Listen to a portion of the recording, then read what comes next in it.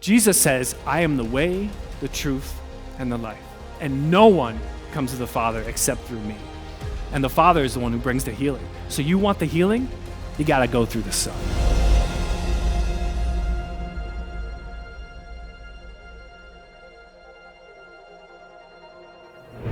So, aside from giving a message today, I also have another occupation. Currently, I'm in school right now to get my degree in family medicine. But prior to that, I have also been working as an emergency nurse for 7 years. And, I've seen a lot of cuts and scrapes and injuries, worked in trauma and so forth. And anybody here ever received some type of cut, scrape, or injury of some kind? Yeah, I'm sure if you've grown up, for more than 2 minutes, you've somehow got banged your knees or running around as a kid. And so some of these injuries are pretty superficial, right? They're on the surface level and they kind of take care of themselves. But sometimes they can get a little deeper. And this one particular time, we had a gentleman who came in, and he had pain in his toe that he was experiencing for about several weeks to a month now. And he thought he'd just come in and get it checked up. He thought maybe it's some kind of, arthritis or something like that, or gout. But turns out we did an x-ray and all this other stuff, and he had something called osteomyelitis. That's a fun word. Let's all say that, osteomyelitis. Just kidding. It's okay. It's a medical word for basically meaning that he has an infection in his bone. So what started as just him stubbing his toe because of other medical conditions that he has, he ended up getting an infection that went so deep it went into the bone of his foot. And for those of you who are not as medically inclined, might not realize, but once an infection gets into your bone, it's extremely lethal.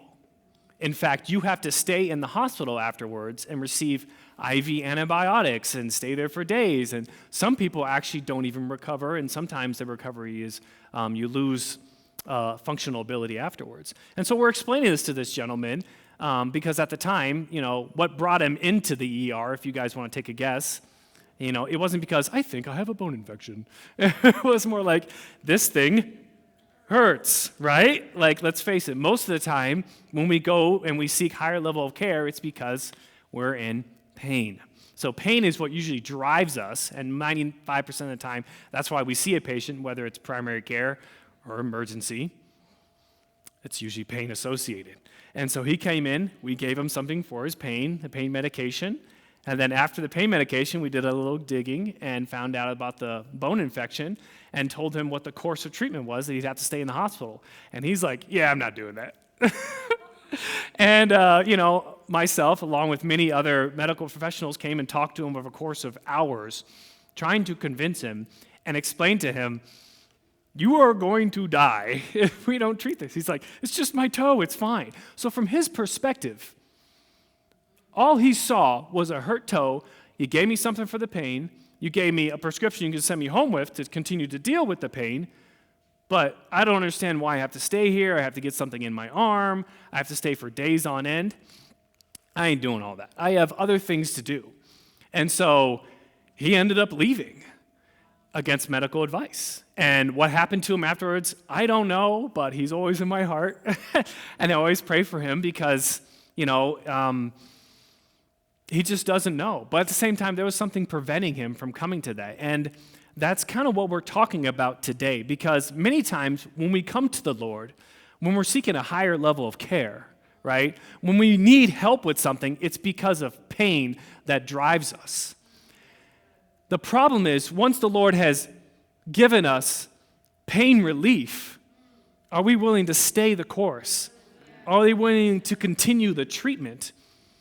Even when it's uncomfortable, and the pain is the reason why we came, but yet you're telling me this is actually going to be more uncomfortable to stay here? Hold on a second. See, that requires a little something called humility. Humility means it's the willingness to endure the temporary discomfort for the long-lasting effects of healing and wholeness. And that's the main point that brings us to today, is that if we, as God's people, because you all are God's people here, and how do I know this? Because you're sitting in his house. He doesn't let just anybody walk through those doors. And you might be thinking, oh, well, my mom brought here, or my spouse brought me here, or it's really cool outside and it's hot outside, so I'm going to be in here. Regardless of what you think brought you here, I'm telling you right now, the Lord has an appointed time to speak to each and every one of you today, including myself.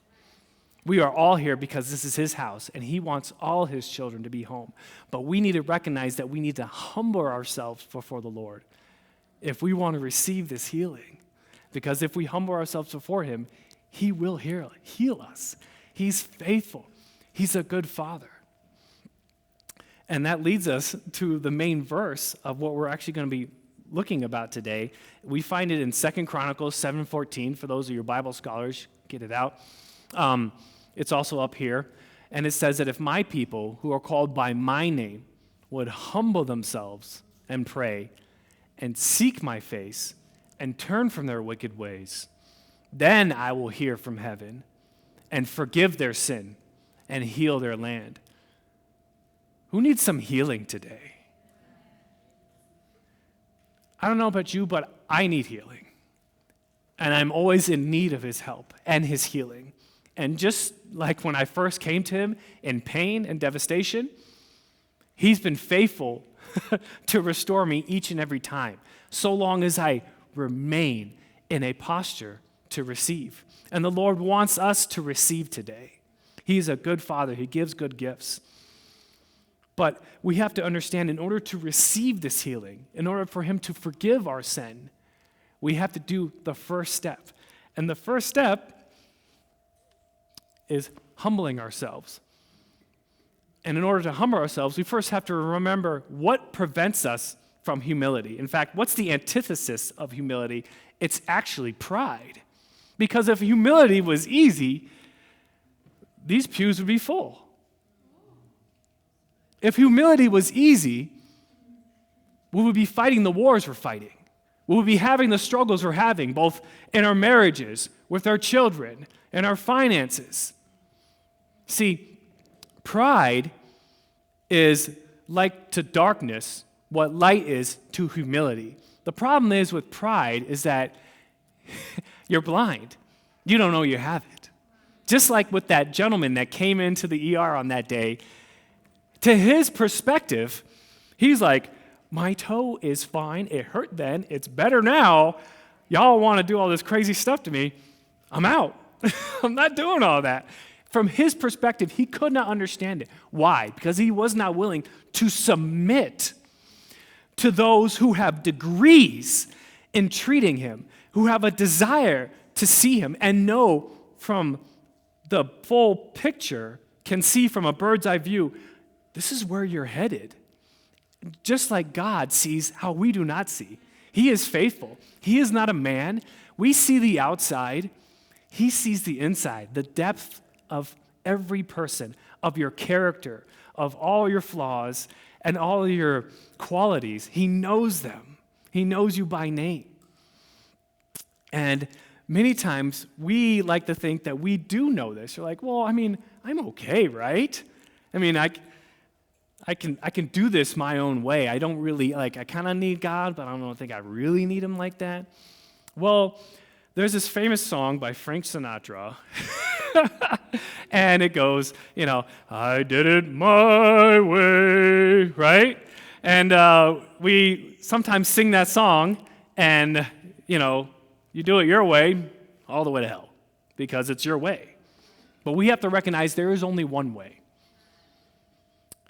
Jesus says, I am the way, the truth, and the life. And no one comes to the Father except through me. And the Father is the one who brings the healing. So you want the healing? You got to go through the Son. And we have to recognize who he is and recognize what pride is in our lives. But let's explore a little bit more, because first, before we get to humility, let's break down a little bit about what is standing in the way. And so, what does the Word say about pride? Because never mind what I'm up here saying, never mind what others have said, what does the Word say? Because that's what matters. The Word says in Proverbs 16:18 that pride comes before a fall and a haughty spirit before destruction. You're like, okay, what does that mean? Well, if you're proud and prideful and you're like just standing over here on the edge of your life and not thinking, the wind can just blow you over, you're going to fall down. And we see a great illustration of what this looks like, beautifully depicted in Isaiah 14:12 through 15.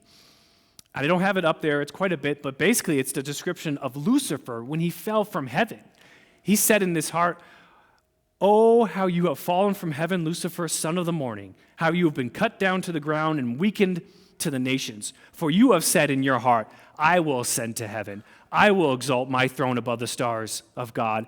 I will also sit on the mountain of congregation on the farthest sides of the north. I will ascend above the heights of the clouds. I will be like the Most High." There's a common word repeated in there. Yeah. When you come to the Father, when you come before the Lord, there is no I. There is He. Because God says, I am that I am. He is the I. We are His children, but we do not exalt ourselves. And you might be thinking to yourself, hey, I've never, hold on a second. This is the church here. I've never thought I'd ascend above God. Well, hold on a second. In any area of our life where you think you do not need Him, that's the same Spirit. That's what was found in Him, and immediately, like lightning, He was cast down. And to give further illustration on this, Jesus gives us a great example of what this looks like in our lives. In Revelations 3:17 through 18, He says, "You say I'm rich. I live in America. I have all that I need." Sorry, I'm adding this in. This is just a little excerpt. But the word says, "You say I'm rich. I have acquainted wealth. I do not need a thing. But you do not realize that you are wretched, pitiful, poor, blind, and naked. I counsel you to buy from me gold refined in the fire, so you may become rich. You may have white clothes to wear, so you can cover your shame and nakedness, and put salve to put on your eyes, so that you may see." What does pride do? It blinds you. You cannot see. And Jesus is saying today, come to me. Buy from me the gold. Be wealthy in me. Be what you need in me. Do not look at the things of this world which are here today and gone tomorrow. Do not even look at your own life, but look to me, and I will give you all that you need. Do not be like the man who came in because of the pain, but was not willing to humble himself and stay. If we humble ourselves before the Lord today, He will heal us. And so, what must we do then with this pride? Well, we must cry this out as David the psalmist said this himself. Who, by the way, David, for those who don't know, mighty king of Israel, right, seemed to have it all going on at periods of times, but even he in himself, even in his faults and failures, and even in his successes, recognized, I am still wretched, poor, blind, and naked before the King of Kings and the Lord of Lords. There's nobody like Him. Nobody compares to Him. And the closer you get and the lower you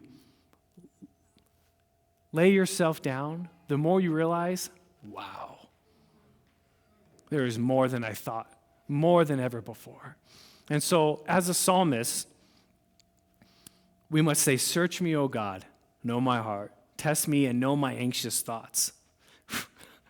Some anxiety, huh? "Point out anything in me that offends you, and lead me along the path of everlasting life." He's saying, lead me. He's not saying, hey, God, put your hand on my head and say, bless you, take away my pain so I can keep doing my thing. He says, no, lead me. I need you to lead me. I can't do this on my own. I don't rely on my own strength. I'm still in need of you today. Even if I am the king of this country or this world, or maybe you're the domain king of your little, apartment building, whatever it is, we're all in need of a Savior. And many of you don't know this about me. Some of you do who've walked with me in some time now. But I've gone through some things. And how many of you know that we overcome by the blood of the Lamb and the word of our testimony? And so a little bit of my testimony here today and some things that I've walked through. In the year of 2017, I was faced with two different tragedies in my life that brought me really low. The first was my wife at the time decided she no longer wanted to be married. She just wanted to walk out on us and our two boys and not look back. She wanted someone and something else, and this was just not for her anymore. After 5 years of marriage, of being invested, going to counseling, and even meeting in the church, it was kind of wrecking. Even to the point of my finances, because at the time I was actually getting my nursing degree, and I didn't have a job. And at one point I remember doing my budget, and it was around negative $1,700 a month. I'm like, great, it's awesome. But I had an opportunity. I had an opportunity in that moment. And I could have been bitter, could have been angry, could have started wiling out, being justified in my pain and in my emotions, which many people would be like, yeah, that's right. You don't have to let her treat you like that. You're your own man, right? I do my own thing. In fact, I'm going to harden my heart to make sure nobody can hurt me again like that, right? Yeah, because, people hurt me, but as long as I keep them here, hey, you can't hurt me. That's okay. You can't hurt me no more. I could have been like that, but I had a choice. See, the external circumstances in my life and what was going through me as waves after waves of both grief and loss and sadness just kept coming over me. I came to the one place that I knew, and that is to the cross of Jesus Christ. And I laid myself down. And because of him and those who walked alongside me, which is interesting because you really learn who your friends and family are when you're going through a crisis, right? I mean, you think about it, you're like, when things are good, everybody's like, hey, yeah, you're good. Are you getting your doctorate degree? How you doing, huh? Hey, do you want to take a look at this? Everybody's like, oh, yeah, And, but when you're like low and you got nothing to your name and you are crawling and you're like, I just need some help. Like, can you help me? Can you help me? It's amazing the amount of people that will just kind of turn you away or just turn a blind eye. But those that did walk alongside me, thanks be to God, and to my pastors, Trevor and Adina Kring, that walked with me daily. And I'll never forget it, sometimes multiple times a day, calling them up. They always checking in on me.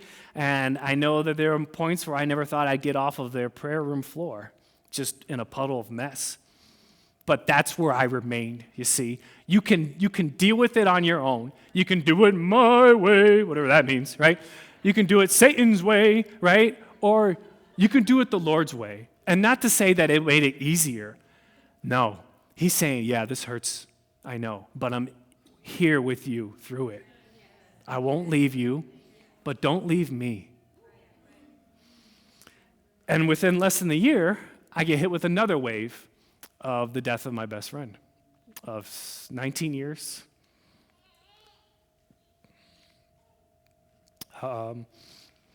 19 years, and he was my best friend and my brother, and he lost his life to suicide.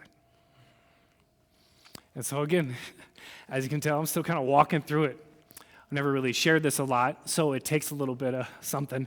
But walking through that hit me on a whole nother level. And I'm like, oh, Lord, not this again, right? And having to go through that, having to experience it, it was easy to say, well, I'll just whatever, that sucks for him, move on, just put a tear on my, whatever, and then move on from it. But I decided, I'm going to go through this, and I'm going to stay in the place before my Lord and Savior. I'm going to stay amongst those who lift up my soul and don't speak death into my life and say, well, forget about her, or, man, that sucks about him, but hey, come do this, come drink this with me, come be with this person, come treat your pain, right? Just treat the pain. Don't deal with the wound inside, but treat the pain. And I'm like, no, I know I got to walk through this. It's a valley. So many times you just, can I go around it? Can I go over it? I'll just, what do you got to do? You got to go through it.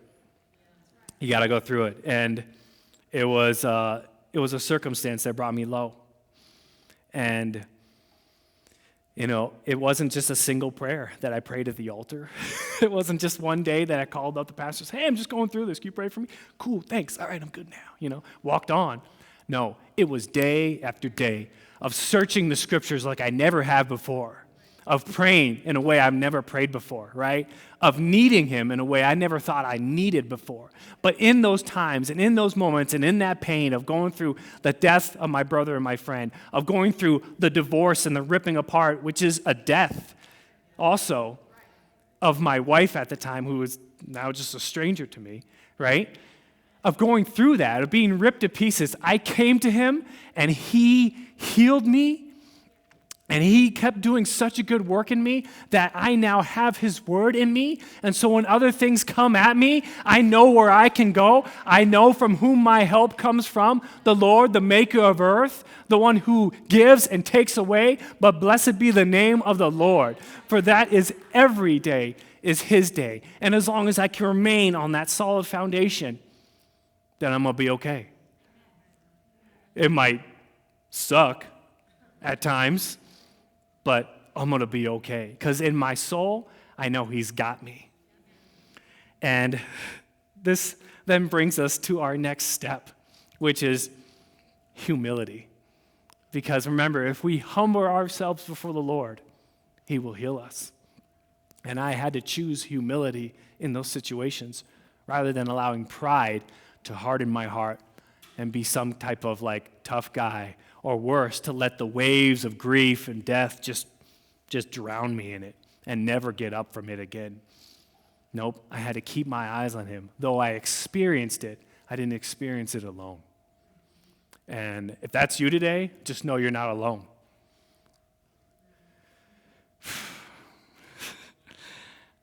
So again, 2 Chronicles 7:14 says, if my people called by my name will humble themselves and pray. And so, what is humility? Well, if we haven't defined it already, it's basically saying, not my will, Lord, but yours be done. The greatest example of this is actually Jesus Christ himself in the Garden of Gethsemane. Just feeling the weight of what he's going to go through, knowing what it is, and still saying, not my will, but yours be done, Father. Just as I was going through my pain and heartache of having it all ripped open, of seeing my boys go through this, of knowing, that was probably the hardest part, is telling them, of knowing what they're going through, but saying, Lord, not my will, but yours be done. Let me still come before you, experience this, but know that you're healing me through it. The Lord in his word says that if we trust in the Lord with all our heart and lean not on our own understanding, acknowledge him in all of our ways, he will direct our paths. He will lead us in the way of everlasting life. And thanks be to God that I didn't stay there in a puddle every day on that floor. I can stand amongst you all today because of his goodness and because of his kindness and because of his mercy. But there has to be a price to pay. You have to be willing to say, okay, I'm going to stay. I'm going to check in. I'm going to go through the course of antibiotics, right? I'm going to be here, right? When you leave, guess what? I'm still going to be here, right? And it's that willingness to stay that requires humility. Anybody can seek out help in pain, but are you willing to stay to deal with those deeper woundings, those bigger issues? Because God in his word in James 4:6 says, God resists the proud, but gives grace to the humble. And I know who my God is and my help. And I know that I need his help, and I don't need him resisting me through it, right? Because if I'm proud, I'm going to think, I got this on my own. Even in writing this word, there's still a matter of humility, of walking it out step by step, day by day, of just knowing, I don't think I can do this. And he's like, you can't. That's the whole point. It's not about you. It's about me. If my name be lifted up, I will draw all men and women onto me. He is the way, the truth, and the life. Sometimes it's easy when you're going through a storm to see the waves and the wind and being like, I'm not going to make it. I'm definitely not going to make it. Nope, here it comes. But that's because you've taken your eye off the one who carries you through it, who leads you. Don't take your eyes off him. Regardless of the storm and the waves and the winds, trust in him. Humble yourself before him, and he will heal you.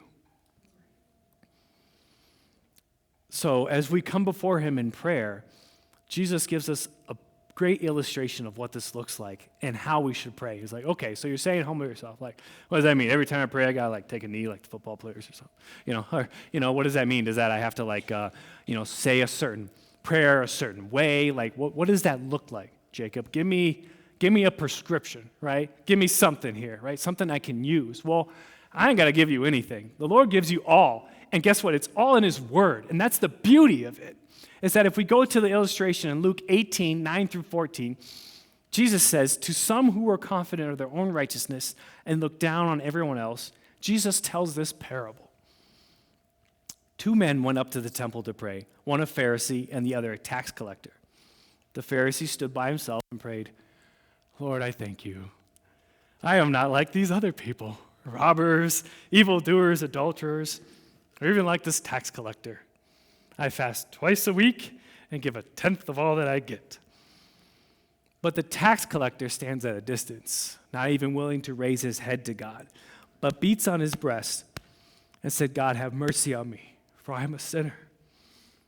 And I tell you that this man, rather than the other, went home justified before God. For those who all exalt themselves will be humbled, but those who humble themselves will be exalted. And so the difference is that one of these men actually knew before God and his holy presence, he is nothing but a sinner. And so are we, but thanks be to Christ Jesus that we are saved by grace. And so, Father, I pray that would be our prayer today, Lord, that we come before you, Lord, not with haughty eyes or a proud spirit, but humble and willing to receive the word that you have for us today, Lord, to receive your healing, that we would stay in a posture of humility. In Jesus' mighty name, amen. Next step. In our verse, we seek his face. So what does that mean? It doesn't mean, okay, we've humbled ourselves, we recognize we're in need of him.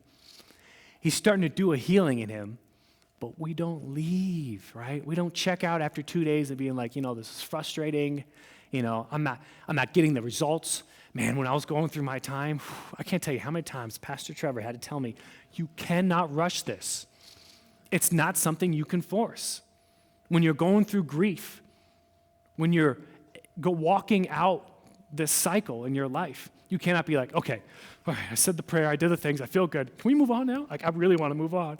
Because me being me, I'm like, let's get it in, let's get it done, let's make it happen, right? Boom, let's move on with our lives. But I'm like, nah. As you can tell, even from seeing me here today, there's obviously still stuff he's dealing with me in. And that's okay, because guess what? It's a journey, and I don't have to do it alone. And he's going to be with me in it. And that's the beautiful part. And so I seek him, because as long as I'm seeking him, I'm going to find him. Jeremiah 29:13 says, if you seek me, you will find me, so long as you seek me with all your heart. And so I try to stay in his word consistently. So it's not just, okay, I come on Sundays, and now I come on Wednesdays. Great. What are you doing every other day of the week, right? Right? Are you actually searching the scriptures? Do you set a time in the day, in your day, right, to seek his face and his will for you in that day, right? 5 minutes, 10 minutes, 20 minutes, an hour, whatever you can do. Take that time to seek him, because then when you seek for something, you don't just go, it's like my kids, right? When I say, hey, go find this, they're like, yeah, I didn't find it. Okay, can you go look again? A little slower this time. Okay, I still didn't find it. Oh, gosh. All right. When I say, hey, seek for it because I hit a $100 bill, oh, man, they're going to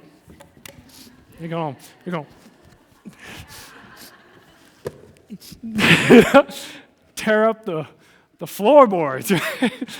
I do not tell them that. Our house would be trashed. Right? I found it. Look at what you did, right? You made a mess. That's what Jesus wants. Let go of everything and everyone else and come find me. Search for me like buried treasure. You're like, oh, I know it's there. I know my healer is there. I know his goodness doesn't end today. I know what he did yesterday is not sufficient because I'm seeking him, and he's got greater things for me to come. Whew. When you seek, you will find. It's not a one-time thing. Not a one-time thing. Or even twice a week thing. Next, we are called to turn from wickedness, right? You're like, whoa, hold on, we talk about wickedness. This is the church, right?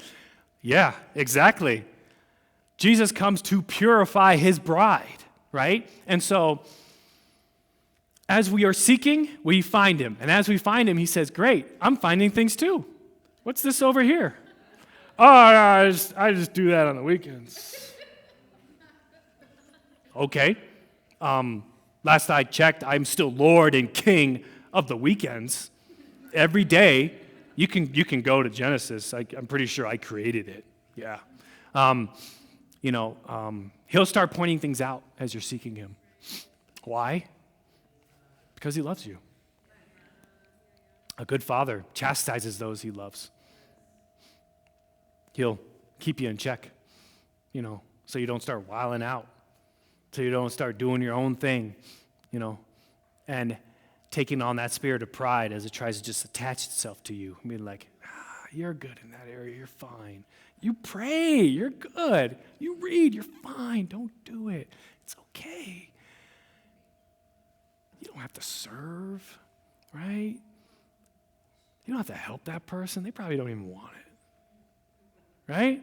Nah, the Lord's checking you. And when he checks you, sometimes it's like, that doesn't feel so good, Lord. I thought you were my healer. Can't you see I'm in pain? Treat the pain. Help me out here. Make me feel good again.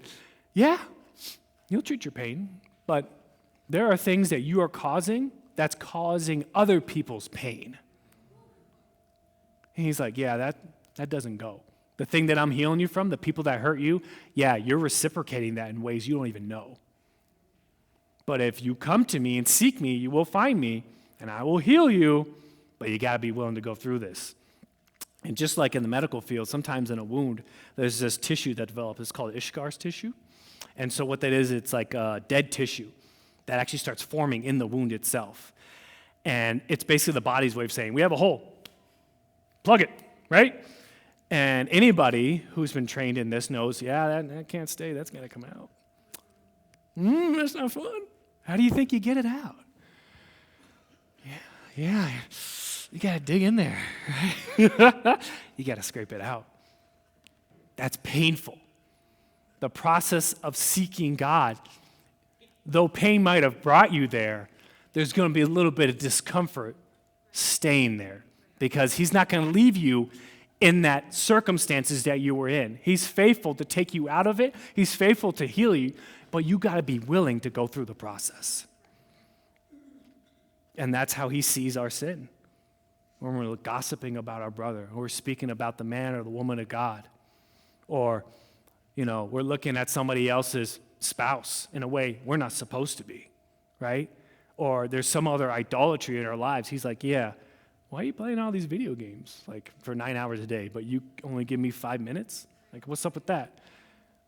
Sorry, that's my version. But when he speaks to me, he's like, yeah, this over here. I'm like, oh, not that. He's going to bring out those things. He's going to cut them out. And he's going to be like, yeah, your spouse, yeah, I want you to be kind to her or to him.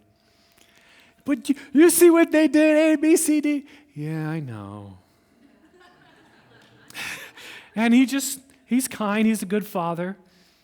And he just waits for us to stop, having our temper tantrum. And then we're like, okay. He's like, yeah, you see what my son did for you on the cross? You think that was easy? You feel any way justified now? Yeah, I didn't think so. I love you. That's my wife. And so we turn from our sin, and it just so happens that since some of you know of some of the things I've gone through in 2017, some short time afterwards, through my healing process, I met somebody. And thank you. In meeting that person, I decided, okay, I'm pursuing the Lord. Well, yeah, you look good, but, I love the Lord. I'm just, going to pursue the Lord, right? And he starts changing my heart. And I start like, what is this? And he starts giving me words for her, giving me visions for her, and even her 2 children. And I'm like, what is going on here? So as I'm pursuing the Lord's heart, he starts changing your heart. And he starts leading you to people that you're like, wait a minute, hold on a second. I don't think I'm ready for that. He's like, if you weren't ready, I wouldn't lead you. Because he's leading me, he knows I'm ready. If I decide to do it my way, right, then he's right, I wouldn't be ready. Because as I'm seeking him, I'm trusting him. And he's leading me. And so he's leading her too. And as we're both following him, we kind of converge to the single point, right? And, in my heart, I'm already married to her. I love her. I'm ready. Let's go. Let's do it. And she's not so much there yet.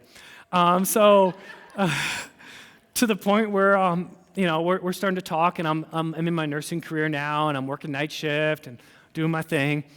And at one point, she goes on this fast, and after she goes on this fast, by the way, she was fasting me, which I never had a human fast me. I'm like, what does that mean? You fast a human? I'm just going to fast you. I'm like, is that the way you're telling me, like, you don't like me anymore? Can you, not be so Christianese about it and just say, look, homie, we ain't like that. I was like, okay, thank you. I'm moving on. It hurts, right? But no, she decided, hey, I need to separate myself, just make sure this is of the Lord. I'm like, amen, okay, cool. So I will fast you too. Because you fasted me. So at the end of the fast, right, she at the end of the fast, she asked me these 3 questions about my sexual purity. And I answered her truthfully, and then instantly regretted it. Because my answers were not to the liking of what I wish I was. You see, remember when I said, as you seek the Lord, and then you turn from your wicked ways? See, there were still things I was dealing with at the time. And I was thinking I'm going to walk into this, right, and be all good. Because, he's forgiven my sins, that's fine, I just come before him. Yeah, but this sin nature in you, this inequity that I find in your heart, this thing that you still want, yeah, you're not bringing that in. That's not going to happen. And thanks be to God. And my wife's willingness to oblige, she asked me those questions. I answered her. And right before my night shift, and a whole night shift, I'm just fuming, right? I'm like, oh my gosh, why did I say that? It was so stupid. The nerve of me. Like, she knows all my junk now. Like, she knows it. And I'm like, dang it, I just started going to this church. This is like the place I've been my healing, Kingdom Coach Community Church. I'm like, I'm not leaving. She's going to have to leave. I ain't doing it. Nope. I was texting her later. Hey, don't tell nobody that, okay? And I even called up my friend, like, hey, the nerve of her. He's like, I know, right? I'm like, right, yeah. And then so I get all the way through my night shift just fuming. Thank God I didn't kill anybody or anything. I did my job, went home, and I'm still feeling it. And so what I do normally when my old ways of doing things when I'm feeling ways is I would go for a run, hit the gym, or hit the punching bag, right? So I hit the punching bag, had it set up, I did it for about an hour. Nothing, still fuming. I'm like, you gotta be kidding me. I'm exhausted and I'm angry. This sucks, right? And so the Lord's just like, what are you doing? What are you doing? You're not that man anymore. That's not how you deal with your things. You come to me. When you walk through your divorce, is that how you dealt with it? You went, I just gotta go running. Just gotta exercise. Danny's death camp. yes, right? I'll just get better. Let's get buff, and I'll feel good about myself. Nope. Right? When you walk through the death of your friend, is that what you did? Nope. You came to me. And you're like, you're right, Father, I'm sorry. So I came to him. And I started opening my mouth. Lord, I told her all these things. He's like, exactly. Your sin. You told her. And you wanted to bring that into a marriage? You wanted the hand of my daughter? And you're thinking you're going to bring this garbage in with you? You're going to be looking at these things? Talking to these other women? Talking in these other ways? And you're going to bring that in? Nah. That's my daughter. And I'm like, I am so sorry. I didn't realize it. Wow. I had seen what I did not see before. He was faithful to reveal it to me and how disgusting my sin was. And I just turned into a mess. And I just started bawling. And as I emerged from that prayer room on that morning, I'll never forget it. To this day, I walked out, I sat at my kitchen table, and I'm just like, oh my God, I'm free. I'm free. I'm free. And I've not walked back since. And I'm like, amen. And even if, and I even laid our relationship before the Lord. I'm like, even if, Lord, she still doesn't want to be with me, I totally get it. But I still thank you for the woman of God and the words she's spoken to my life, asking me those questions and showing me that, I was more concerned about her knowing about it than I was him. I feared others' more opinion than his. I was lacking the fear of the Lord in my life to where I think I could do my thing over here, but serve him on Sundays and Wednesdays. And even in the secret place, it's all open before him. But thanks be to God, she did not just leave me because of that, but because of my honesty, because of my willingness, and I don't even know what just came out of me, right? But I was healed on that day. And through more things than we have time to get into today, walking it out and continuing to seek him, and as she was seeking him, the Lord brought us together, and he has kept it together.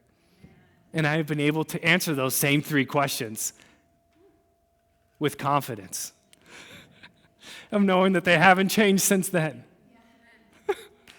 And it's been beautiful. And it's further of my testimony, of his testimony, of his goodness in me. And because of that, I have, 5 children, right? More children than before. I have vineyards I didn't plant. I have wells I didn't dig, right? He has provided for me in this time. His grace, his love, his mercy has been sufficient. I'm a doctorate level program that I pay this much for.